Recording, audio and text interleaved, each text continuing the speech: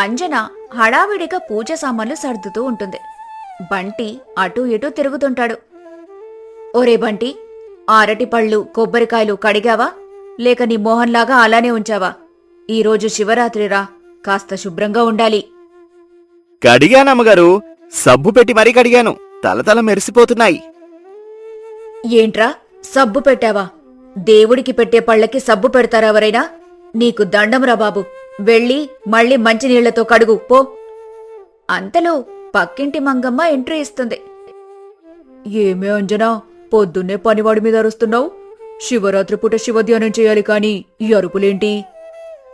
ఏం చేయమంటావు మంగమ్మ, ఇంట్లో ఒక్కదాన్నే కష్టపడుతున్నాను.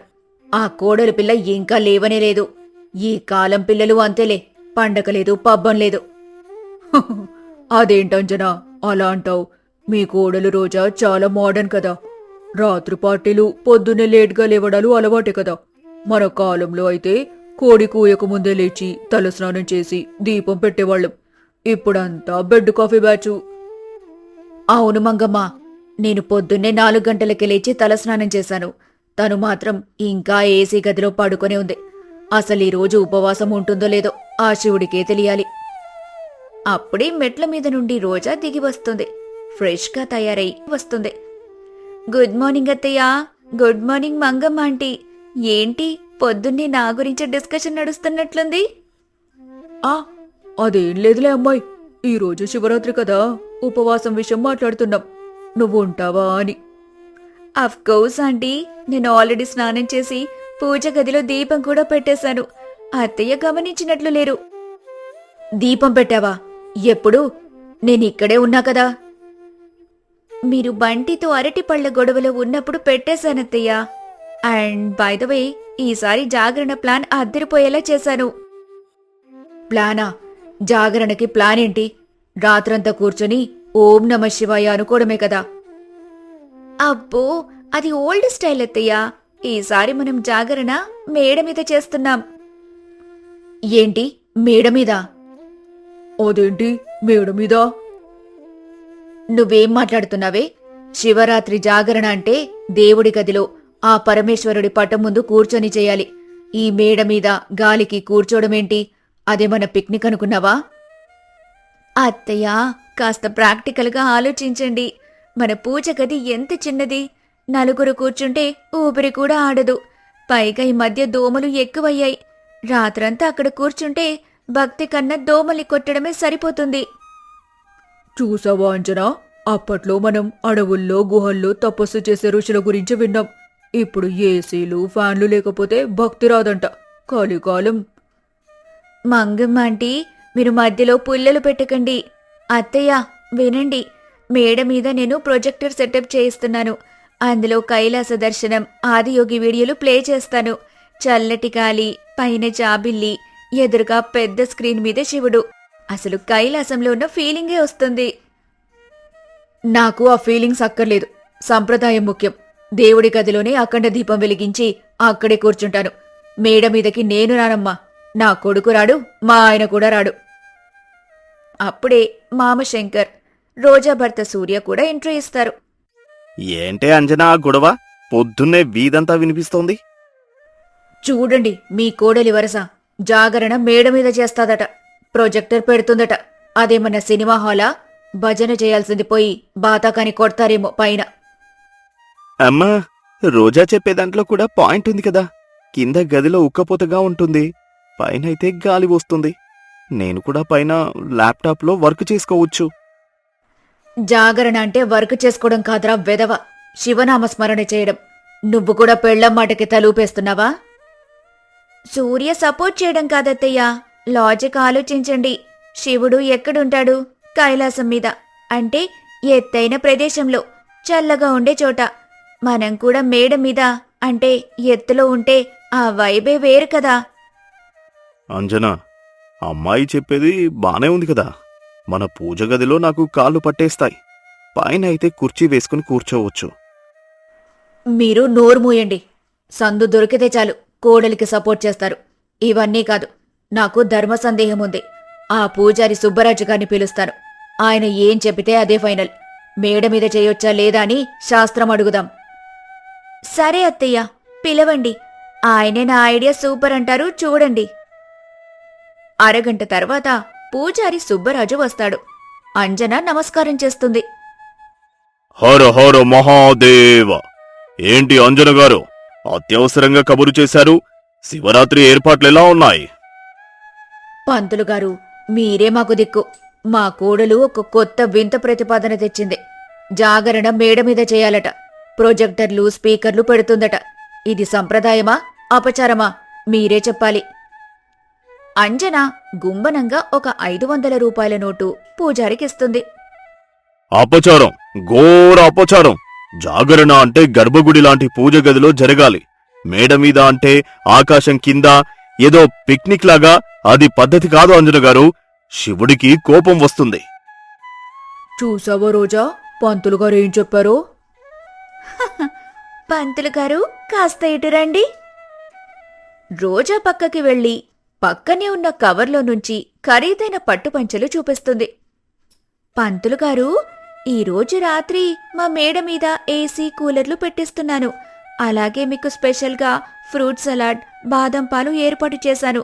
జాగరణయ్యాక ఈ పట్టుబట్టలు మీకే. ఇప్పుడు చెప్పండి, శివుడు అంతటా ఉంటాడు కదా, మేడ మీద ఉంటే తప్పేంటి? అమ్మా, సూక్ష్మంగా ఆలోచిస్తే శివుడు వ్యోమకేశుడు, అంటే ఆకాశమే జుట్టుగా కలవాడు. మేడ మీద అంటే ఆకాశానికి దగ్గరగా ఉన్నట్లే కదా. పైగా చల్లని గాలిలో ధ్యానం బాగా కుదురుతుంది. అది అపచారం కాదు, అత్యాధునిక ఉపచారం. ఏంటి పంతులు గారు, ఇందాక అపచారం అన్నారు, ఇప్పుడు ఉపచారం అంటారేంటి? అది కాలమాన పరిస్థితులను బట్టే శాస్త్రం మారుతూ ఉంటుంది అంజన గారు. అయినా భక్తి ముఖ్యం కాని ప్లేస్ కాదు కదా. అప్పుడే రోజా చెల్లెలు చిట్టి ఎంట్రీ ఇస్తుంది. హాయ్ అక్క, హాయ్ అత్తయ్య. నేను గూగుల్లో సెర్చ్ చేశాను. ఈషా ఫౌండేషన్ వాళ్ళు కూడా ఓపెన్ గ్రౌండ్లోనే జాగరణ చేస్తారు. సో మేడ మీద చేయడం 100% కరెక్ట్. ఓహో, గూగుల్లో ఉంటే అది వేదవాక్ అయిపోతుందా అమ్మా? నాకివన్నీ అనవసరం. నా ఇల్లు, నా పద్ధతి. నేను కింద పూజ గదిలోనే ఉంటాను. ఎవరైతే నిజమైన భక్తులో వాళ్ళు నాతో రండి. ఎవరికైతే ఎంజాయ్మెంట్ కావాలో వాళ్ళు పైకి పోండి. అమ్మా, ఇలా విడిపోవడం ఎందుకు? అందరం ఒకే చోట ఉందాం కదా. కుదరదు. ఇది సవాలు. కింద నా భక్తి గెలుస్తుందో, పైన మీ టెక్నాలజీ గెలుస్తుందో చూద్దాం. బంటి, నువ్వు ఎటువైపు? అమ్మగారో, నాకు కింద ఉక్కపోత పడదు, పైన చలి పడదు. నేను మెట్ల మీద కూర్చుంటా. నోర్ముయ్, నువ్వు నాతోనే ఉండాలి. దీపంలో నూనె పోయాలి. సరే అత్తయ్య, ఛాలెంజ్ యాక్సెప్టెడ్. చూద్దాం అర్ధరాత్రి దాటాక ఎవరి దగ్గరకొస్తారో. అంజన, మంగమ్మ కూర్చొని ఉంటారు. అంజన గట్టిగా ఓం నమ శివాయ అని జపిస్తూ ఉంటుంది. ఫ్యాన్ వేయలేదు. అబ్బా, ఏంటి అంజన ఈ ఉక్కపోతా? ఫ్యాన్ వేసుకోవచ్చు కదా. ఊరుకో మంగమ్మ, దీపం కొండెక్కితే అరిష్టం. భక్తి ఉంటే ఉక్కపోత తెలీదు. జపించు. ఓం నమ శివాయ. ఒరేయ్, వెళ్ళి ఫ్రిడ్జ్లోంచి చల్లటి నీళ్లు తీసుకురారా. గొంతు ఎండిపోతోంది. అమ్మగారు చూస్తే చంపేస్తారయ్య గారు.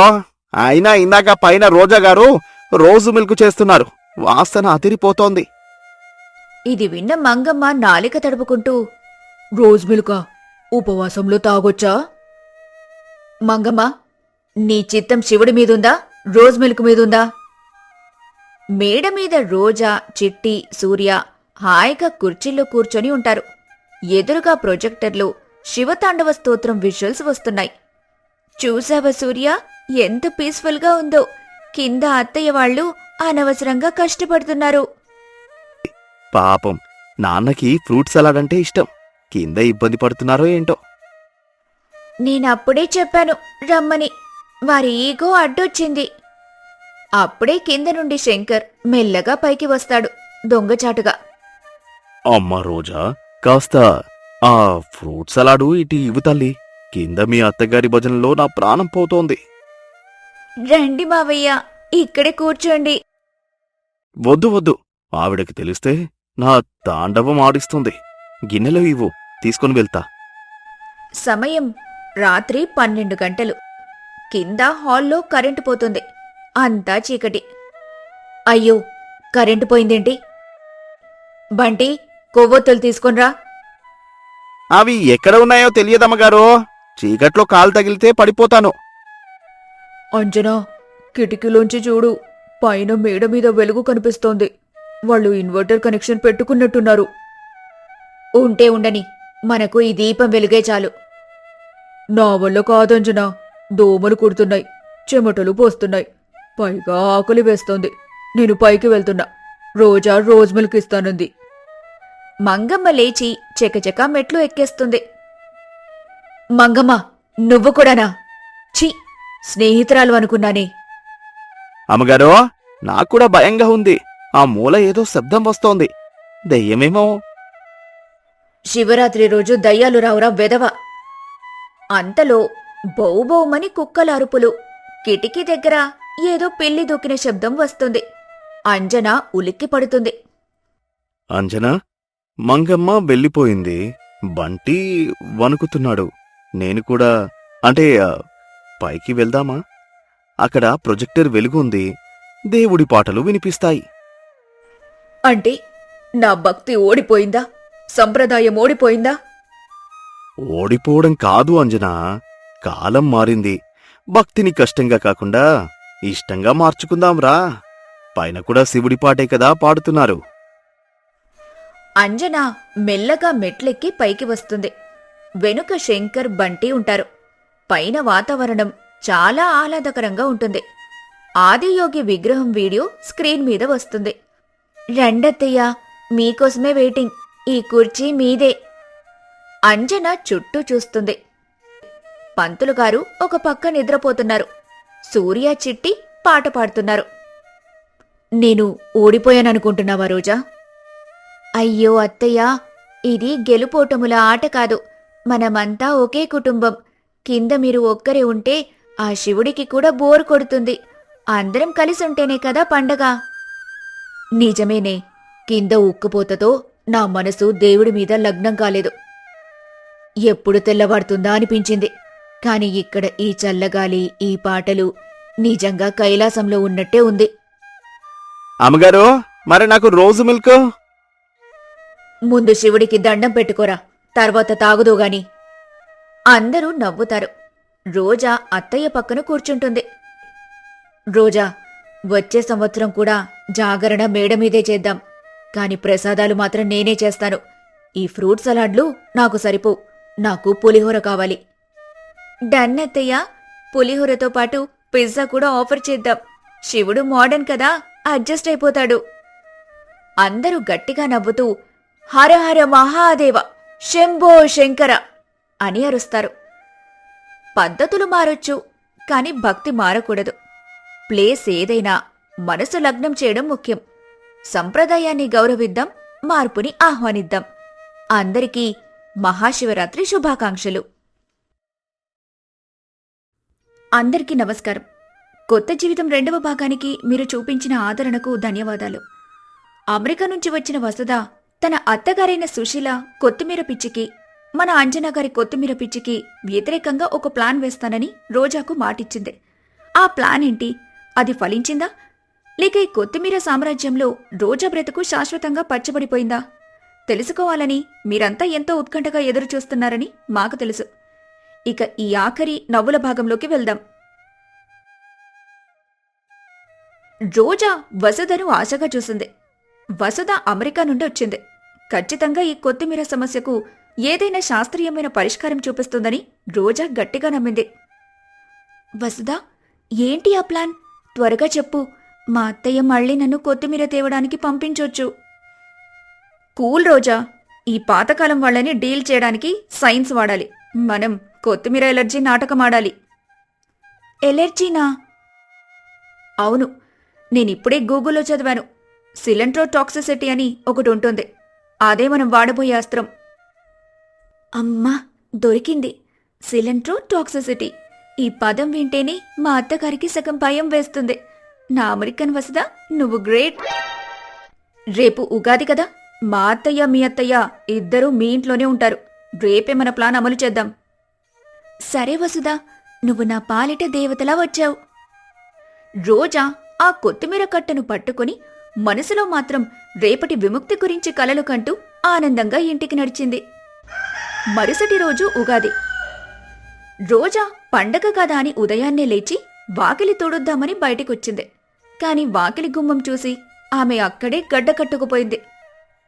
ఆ అత్తయ్య, ఇదేంటి? గుమ్మానికి మామిడాకుల తోరణాలకు బదులుగా వాడిపోయిన కొత్తిమీర కట్టెల తోరణం వేలాడుతోంది. ఎలా ఉంది నా కోడలా? ఎలా ఉందా? ఎవరో పశువుల కొట్టం తలుపుకు గడ్డి మోపులు కట్టినట్టుంది. ఈ వాసనకి లక్ష్మీదేవి కాదు కదా, కనీసం మన ఇంటికి పాలు పోసేవాడు కూడా రాడు. ఉగాది అంటే పచ్చదనం, పచ్చదనం అంటే కొత్తిమీర. మన ఇల్లు ఎంత కళకళ్లాడుతుందో చూడు. కళకళ కాదు, కడుపులో దేవుతుంది. ఈవిడ పండగను కూడా వదలదా? రోజా లోపలికొచ్చింది. పూజ గదిలో దేవుడి పటాలన్నీ కొత్తిమీర దండలతో అలంకరించి ఉన్నాయి. అంజన దేవుడి ముందు నిలబడి గట్టిగా మొక్కుకుంటుంది. ఓ దేవుడా, నా కొడుకు సూర్య, నా కోడలు రోజా పచ్చగా అచ్చం కొత్తిమీర పొలంలా కళకళ్లాడాలి తండ్రి. నా కోడలికి కొత్తిమీర మీద ప్రేమ ఇంకా పెరిగేలా చెయ్యి. నా కొత్తిమీర వ్యాపారం 3 పువ్వులు 6 కట్టలుగా సాగితే నీకు 101 కొత్తిమీర కట్టలతో అభిషేకం చేయిస్తాను తండ్రి. వ్యాపారమా? ఓహో, ఇదా అసలు కదా. ఈవిడ కొత్తిమీర తినటం కాదు, అమ్ముతుందా? అందుకేనా ఫ్రిడ్జ్లో ఇంత స్టాక్ ఉంది? అంటే నన్ను వంట మనిషిని కాదు, ఈవిడ కొత్తిమీర వ్యాపారానికి టేస్టింగ్ శాంపుల్ని చేసింది. దేవుడా, ఆ 101 కట్టలు నీకు వద్దు, నాకు వద్దు. ఆవిడ్నే హాయిగా తినేసి నీ దగ్గరకొచ్చేలా చెయ్యి స్వామి, ప్లీజ్. వావ్, ఇల్లంతా భలే వాసన వస్తుంది. Happy Ugadi mummy. వీడికి రోజా పువ్వు వాసనకి కొత్తిమీర వాసనకి తేడా తెలీదు. వీడు నా మొగుడు, వీణ్ణి నమ్మి నేనొచ్చాను, నా కర్మ. పండగ కావడంతో వసుధ మరియు వసుధ అత్తగారు సుశీల అందరూ వచ్చారు. ఇల్లు 2 కొత్తిమీర రాక్షసులతో నిండిపోయింది. రోజా వసుధకు సైగ చేసింది. అత్తయ్యగారు, మీతో ఒక ముఖ్యమైన విషయం మాట్లాడాలి. ఏంటమ్మా వసుధ, కొత్తిమీర పచ్చడి కావాలా?